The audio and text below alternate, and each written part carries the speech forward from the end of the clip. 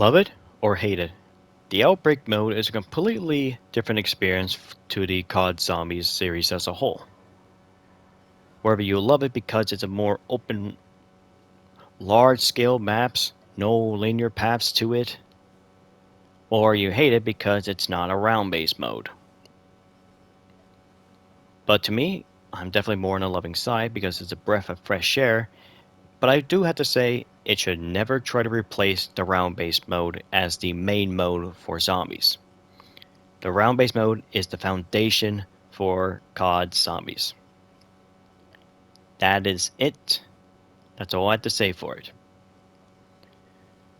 And for today's video, I'll be doing my tips and tricks in how to improve your Outbreak experience in the early games.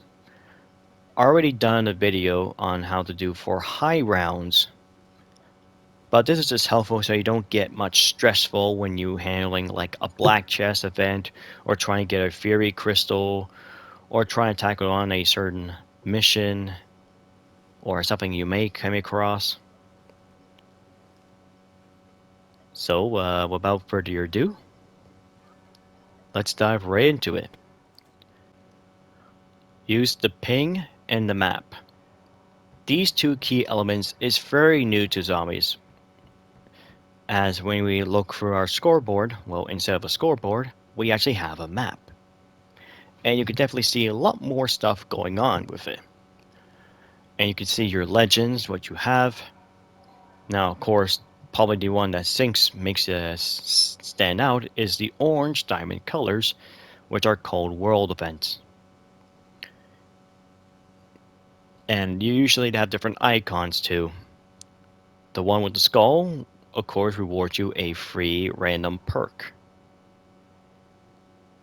The crystal icon here represents a Fury Crystal event, which of course rewards you a ether tool to upgrade your weapon to the next tier, if you don't have a legendary, of course. And this chest is a black chest event,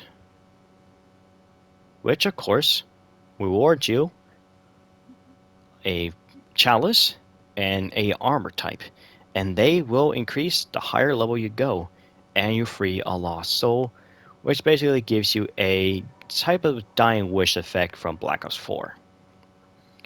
Now if you want to ping something, of course you can see it. You can place your waypoint by pressing the little left on the D-pad or wherever the button you have marked it for. Let's say I want to go for a Fury Crystal. Coordinates marked. You ping it and it actually shows. You can actually see on your compass, but honestly you don't really need to focus on your compass, but more so focus on the ping itself. And also keep an eye on your compass for anything else. And it can be very essential to see what else you have, and you don't get a surprise attack from any other enemy. Let's see how far this can get me.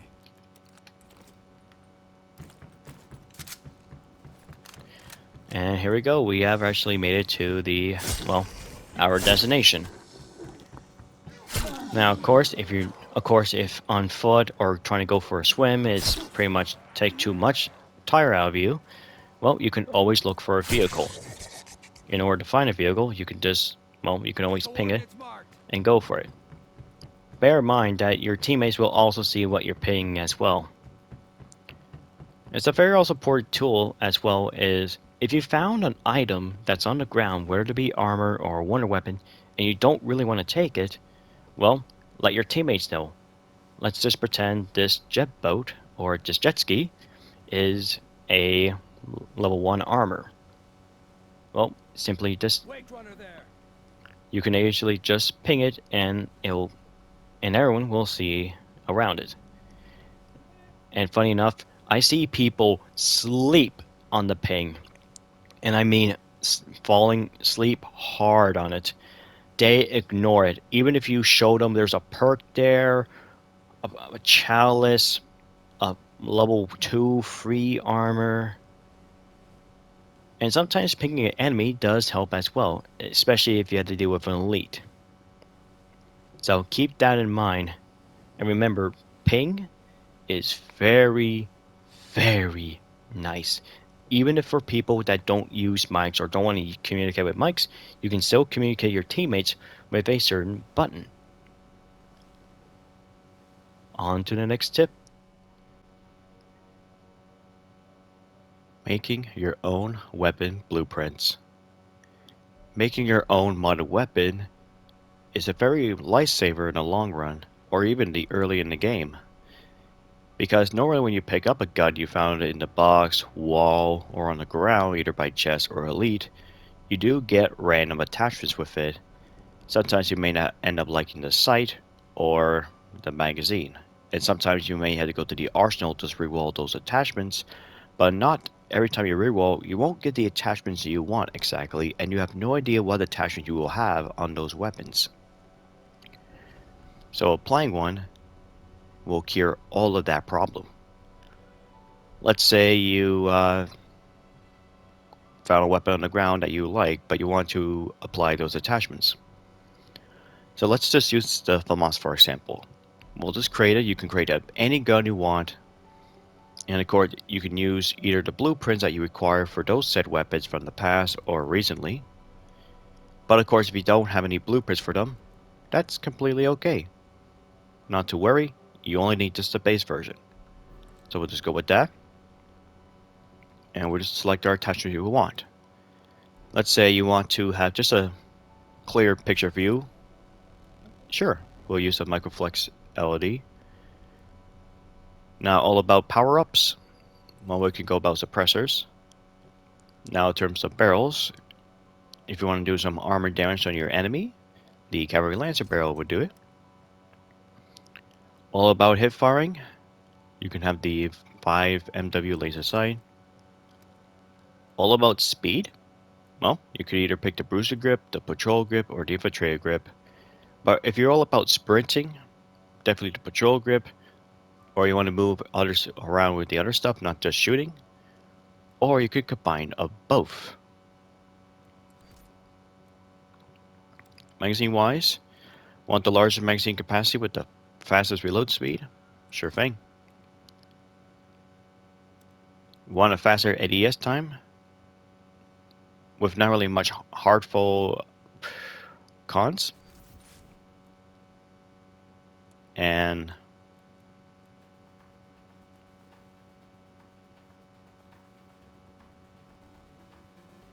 having just a much faster ADS speed while moving, while still keeping the shoot move speed.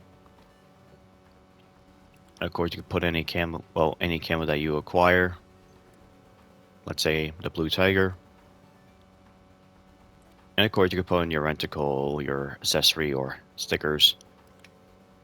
And then, once you're done, you press a button when it says Custom Mods option, just right above the weapon stats. And then, of course, you could just rename your weapon. So, of course, this weapon looks based heavily on the FAMAS. I will call it the FAMAS. And then, since it's safe, it should now be part of your weapon mod in your tab menu.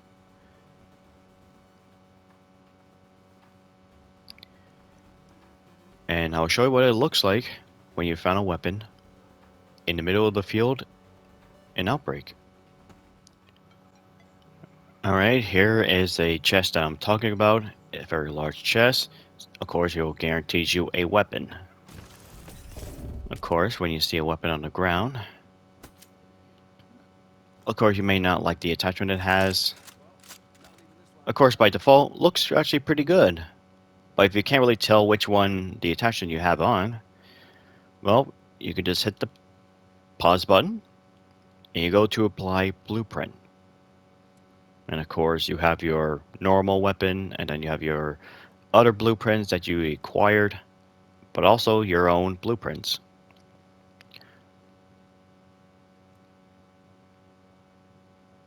So I'll just pick this one,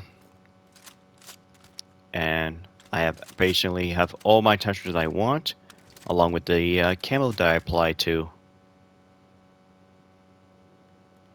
And it's definitely a lifesaver in the long run, because you don't have to worry about re-rolling your attachments, plus you're saving a lot more with your salvage, and plus if you do come across with a buddy that they need help with a gun that they're trying to work on, let's say they need to work on the QBC-83 or Type 95, well, you could apply the your blueprint to that weapon, which I already have on. And that way, if they need to lower it up as well, at least they have attachment to help them out a little bit. If they choose to do so, of course. But other than that, applying the blueprint system to basically all weapons is really handy, as long as, of course, you take the time to customize every single weapon that Cold War has to offer. And I would say this is even 5 times better than the weapon kit system, because what if you want a weapon with your long-range optic? Usually in a weapon kit, you're actually very limited what you can put on. You know, the blueprints would have been so nice to have for Black Ops 4 for a weapon like the Spitfire, for example. One with the operator mod and one without. And honestly, that would have been such a game changer back then. But Cold War did it first, and I really hope this system brings back to their next game. Alright, on to the next tip. Find a medium or large chest first. Once you start the game of Outbreak, your first objective is to actually just find a simple chest. Not the small chest though, and the reason for it, for the medium and large chest, is because it gives you a level 1 armor. When you see a medium chest like this, or a much bigger chest, just open it up because it will guarantee you an armor. And that saves you already your 500 salvage without even need to waste it on a arsenal station, which I see many people do. And the small chest like this won't contain an armor because, well, there's no armor piece around. Sometimes you may also find them in chests or special enemies as well. So try to keep an eye on that if you can. And also, I do see appearance with monkey bombs appearing more on the crystals. So that way you can save even more of your salvage if you don't want to, if you can't afford the monkey bombs. This is more of an early setup, but it will help you in the long run. On to the next tip. The next tip I have is basically arranging your perks. Now, of course, most of the problem that you have is the way how Quick Revive basically acts in this game, unlike the previous installments, where normally Quick Revive will be your first perk in order, regardless which one you chose to buy it in the first place. Now, for example, I got the Depth Perception perk from the Skull event. Now, of course, normally your first free perks you definitely want to have is Quick Revive, Juggernaut, and Stamina Up, or Quick Revive, Stamina Up, and Jug in one of those orders.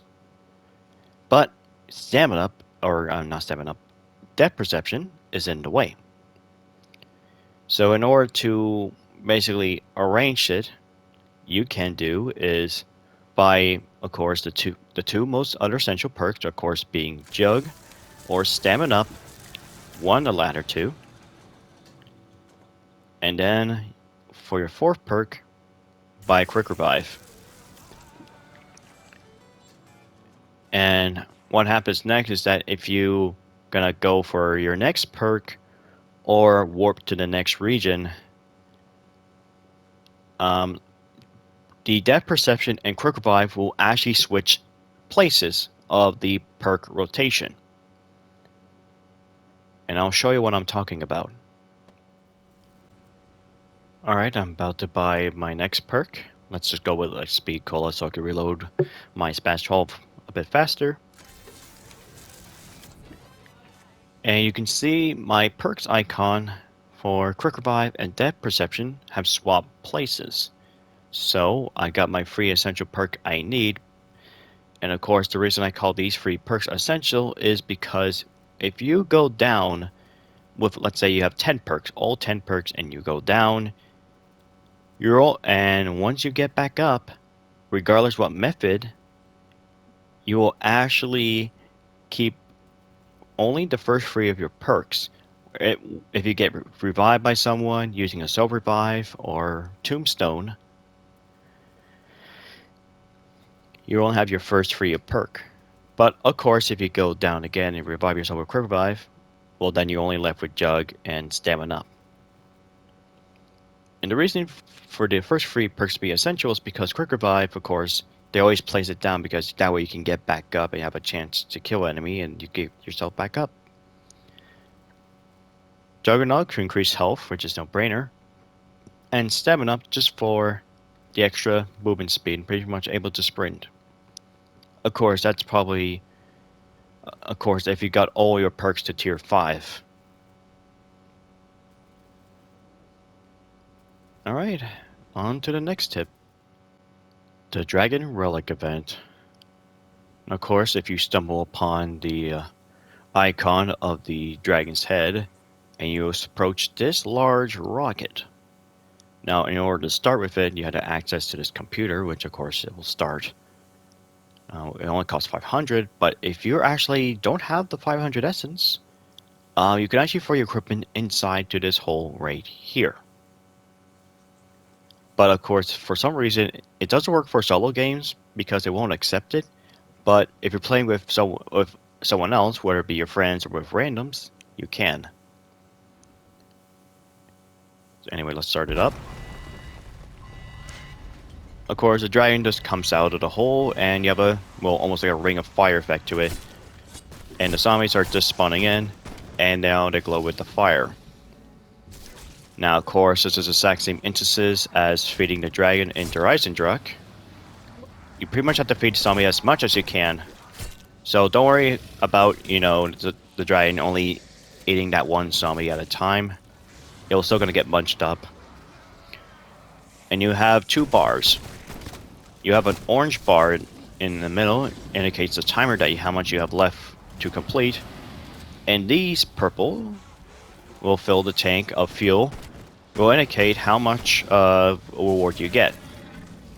So if it's very small, you're going to get a small chest, then a medium chest, then a large chest, and then a golden chest. And of course, you get the complete event as well. Once the dragon has satisfied with his appetite, he'll pretty much leave inside his rocket and basically transport back to the dark ether. And here is the golden chest, which also, of course, always guarantees you at least a weapon, a few items, and of course a full power-up. So make sure you try to kill the zombies inside. But a little caution, in the higher rounds, you will have to face special enemies, such as Tempests, Manglers, Disciples, and Mimics. So, on the higher rounds, it's not really worth doing this event anymore. But always remember, try to chuck up the throw equipment inside if you still want that 500 essence for free. Alright, on to the next event. The Skull event. If you see this icon with the skull with the horns, you'll notice there's a lot of corpses of Requiem. And one of them has a radio that you can play the message all about. And it's pretty much a Requiem soldiers, fighting their last breath to try to get this message out. They're being attacked by a horde patrol. And, of course, your objective is to kill them once you reach it. Now, of course, if you don't attack it at all, they will just disappear for a few. They only disappear forever if you don't engage them for a certain minute. And the enemies, of course, you've had to be faced are usually in 3 different forms, or 3 different sets of enemies. Of course, the first one you mainly common to get is the Manglers with the Tempest. Then you got the Crazy Soda with the Hellhounds, and the Megatons with the Plaguehounds. And of course, you do get a random perk power-up, which gives you a random perk. Very nice to have.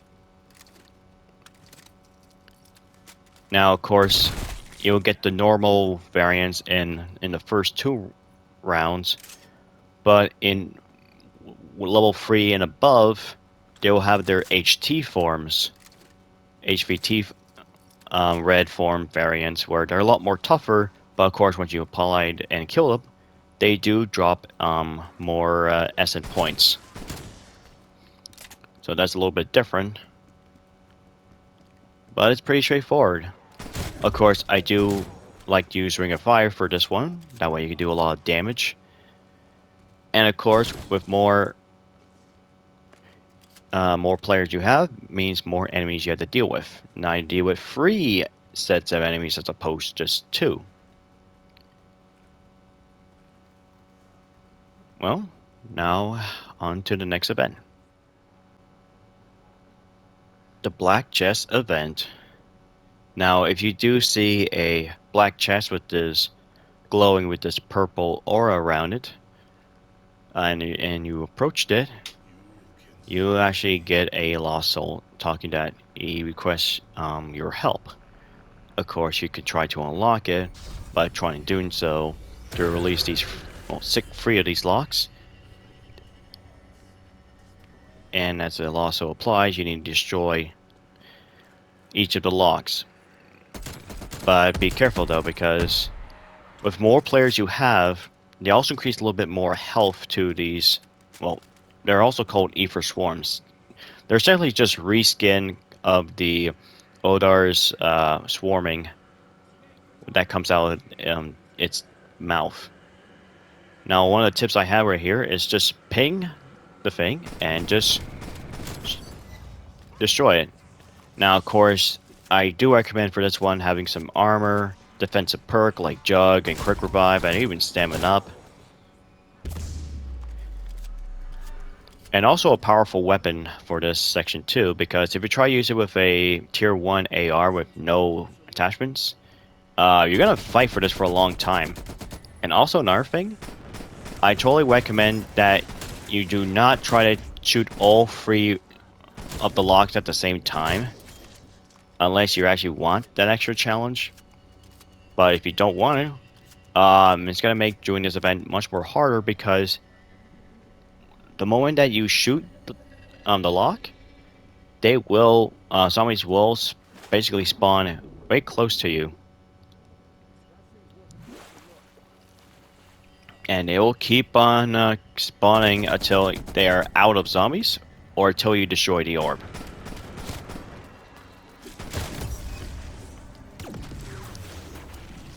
And of course, when you destroy all 3 of the locks, you can now open it. So of course, I always grant you a armor and a chalice. Now, of course, the higher levels you go, the higher rounds you go, the more better reward you get from these chest events.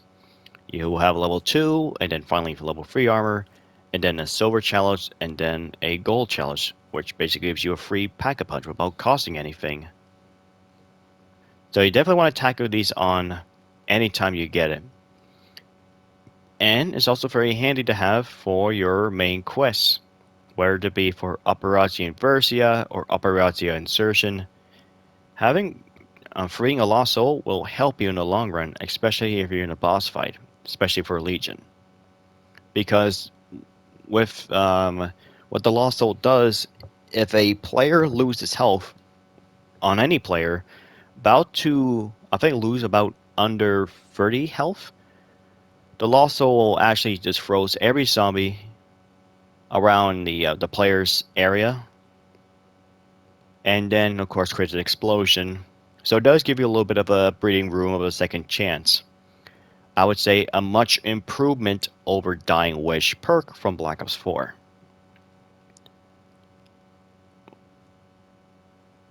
And now on to the next event, the Golden Chest event.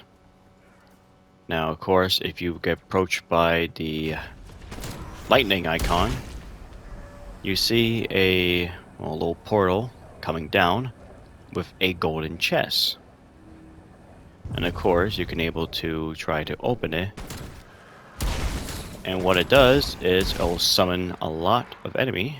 And it says, confront the Dark Ether to prove you're worthy by, of course, defeat every enemy that's basically spawned in this area.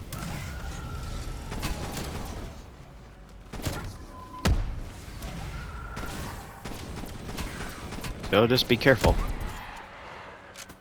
Of course, you do have a few specials, and usually you have to deal with one elite. Sometimes you may have to deal with a little bit more. Depends where the enemy spawn is located at.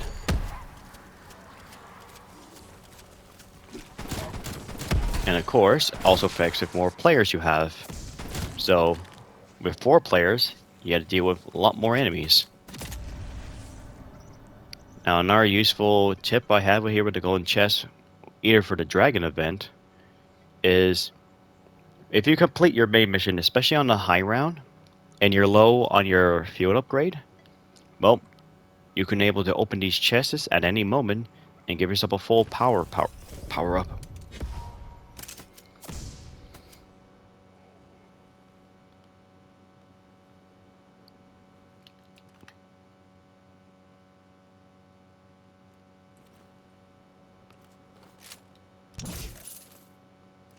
And there we go.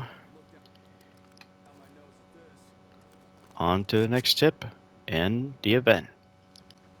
The Fairy Crystal event.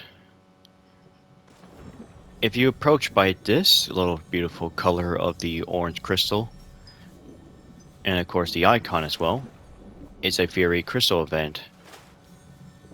And what this one's all about is the moment that you shoot this crystal, more crystal will pop around within the area, of course mainly on this boat. And you have a small time window of destroying all of them, and you get one of the best rewards, of course, and that is a Ether wrench tool to upgrade your next gun tier without wasting much of your salvage. Now, if you do get this in round 1 for Outbreak, I would not recommend you go for it, approach it head on if you have a level 1 weapon. Wait until you're at least at tier 3 or 4 of your weapon, then you could go after it. But of course, if you form the pact at Sue and complete all the main quests, and you have your loadout weapon at level 4, well, you can actually go ahead. Of course, another thing this makes it challenging is that to find where all the crystals are. But if you have the depth perception perk at tier 5, you can be able to see the crystals outlined through walls. And it makes the challenge a bit of a breeze. And of course, you do have zombies spawning in as well. And they will keep spawning in until you complete the event. But if you fail the event for what so reason, the Forsaken will laugh at your failure, and you really don't want that.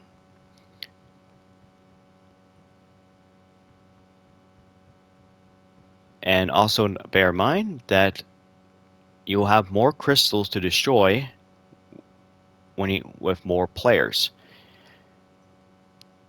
So do keep in mind, if you're a solo player, you have to shoot a lot of crystals around. So be prepared for it if you do. On to the next event. The Oldar event. Once you stumble this icon around here, where you have the shape of Oldar, and it's actually the only event that actually moves around. Of course, you can tackle him on, or you could just ignore it. But compared to the size of him and the trees, he looks like a freaking ant. Now, of course, the best way to deal with Oldar is basically use Ring of Fire and, well, powerful weapons. But a more powerful weapon will be the die weapon, Shockwave. And I'll show you what happens to him if you combine both.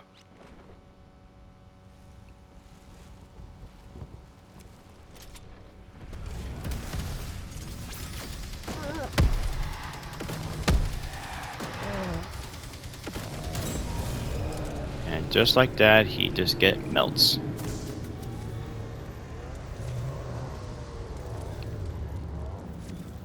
Oh, look at that.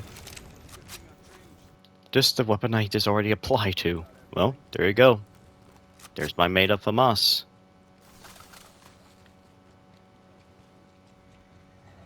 That's hilarious. But yeah, that's the easiest way to deal with Odar. Now, of course, if you don't have enough damage to him, you can always wait for you to use your Ring of Fire when he opens his mouth to release his E for Swarm, and that's when you do a lot more damage to it. And of course, you get some nice, easy rewards. This next trick, I basically found this for myself, and not even search it up at all in like Reddit or YouTube or anything like this, but I just kind of stumbled across it, and that is when it comes to doing the Holdout mission. Now, of course, if you know what the Holdout is, or for of course people who don't know, essentially when you're approached to a giant crystal, you place the charges and then you're warped into a certain area, mainly inside a building. And this is going to be the building that you're going to be holding up. Now, of course, if you actually have a vehicle and you destroy that said vehicle, well, hopefully it doesn't have that stupid random explosion effect to it. Of course, it's a lot better if you have it with like a quad bike or a cargo vehicle or something. And normally what you want to do is, well, especially if you find an area that zombie can't get to you, just put in this area here. Just place in the doorway and to destroy it. And well, they can look like they can get inside to you, but if you have it like fully covered and the zombie can't get to you, their AI will actually be messed up. And I'll show you what it looks like. Here we are in the area that I had to hold out. And you may notice the vehicles are not there. Well, let's see what happens if I still stay inside and, well, you can clearly see this dog is not moving, and every other zombie just stuck in place. And you see, they're not really doing anything about it. And it's actually pretty hilarious. And that's because the vehicles that I destroy, they're still there for some reason for the AI's pathing. But since they can't get to me because the vehicles are in the way, they get stuck. Similar how the AI, you can actually exploit the AI in stealth in Payday 2 using the the drill trick. So it's a similar concept, and of course, the only way they can actually damage you if you actually go in their line of sight and try to throw their meat at you, like so. Or try to. Or if you stand out of the area, well, there you go. Literally a lazy way, but a card is useful if you have a problem with holdouts. Neat little trick, huh? Well, on to the next one. Now, at some point, you may be coming across saying, if you look at the map, you have to deal with a helicopter. And pretty much, there's a lot of ways. A lot of people seem to don't know there's a helicopter there because they don't even open up their maps, usually. And of course, if you approach a little bit too close, of course, it will try to fly away. Now, the best solution, of course, to deal with a helicopter is much more effective, is, of course, the hand cannon. For some reason, it has a lot of damage, and it's actually way better than some of the supports weapons out there. Another good one is having a cruise missile, but sometimes it's definitely a little bit of hit or miss with the cruise missile because you may not be able to get where you want to go because how the camera can move so much for you. Also, the Sigma rocket launcher is pretty handy to have because you can able to lock on and shoot with it, but how often do people carry the rocket launcher is very rare. But of course, if you do like to pack punch the Sigma and Outbreak, well, you will definitely be very helpful to the team by destroying the Omega helicopters. And of course, the reward for destroying it is a large amount of salvage of salvage stockpile and the high grade, along with 2 support weapons as well.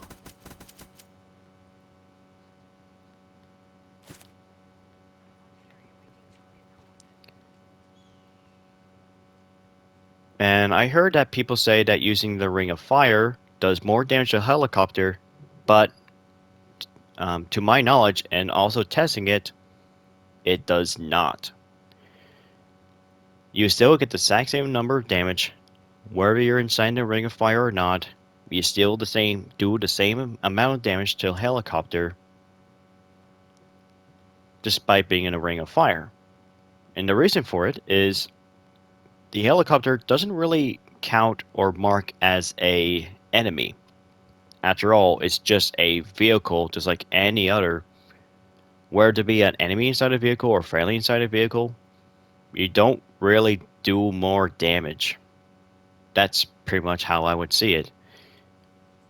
So just to let you know that the Mega Helicopter doesn't really count as an enemy, unlike the uninfected creatures when you apply with Ring of Fire. That's just a note to point out. And finally, practice makes perfect. All these tips and tricks will help you only to improve your skill if you already have map knowledge and awareness with it. One prime example is basically how each region has their own quirks that you can play around with and complete their objectives. In the Armada, you have your boats you can able to drive around the large carriers, so that way you don't have to tackle any zombies on the big boats. Or a sanatorium where it's basically a night map and you can't really see much zombies at a distance. So you just take extreme caution when you're approaching things. Or you can take the jump pads on top of the hill in Alpine and parachute all the way down to your main objective or a world event. All these things will come natural to you on your way and helping to improve you as a much better player, as well having mastered Outbreak and also having enjoyment out of it at the same time. Thank you for watching, everyone. If you find this video to be very helpful and useful, click a like, comment, and subscribe for more engaging content. And of course, clicking like on this video will help with the algorithm. That way, more people will actually get recognized this video a little bit more, and will help them with their experience as well. Until then, farewell, and have a wonderful day, everyone.